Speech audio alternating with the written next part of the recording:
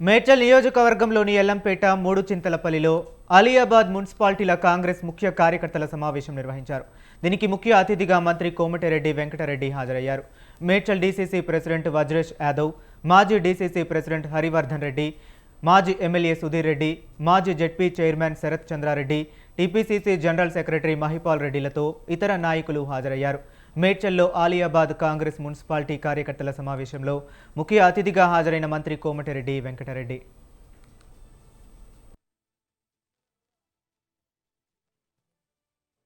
కనుక ఇప్పుడు బోడుప్పల్ మాజీ మేయర్ దయచేసి వేదిక మీద వాళ్ళందరూ కూడా ఏమనుకోవద్దు.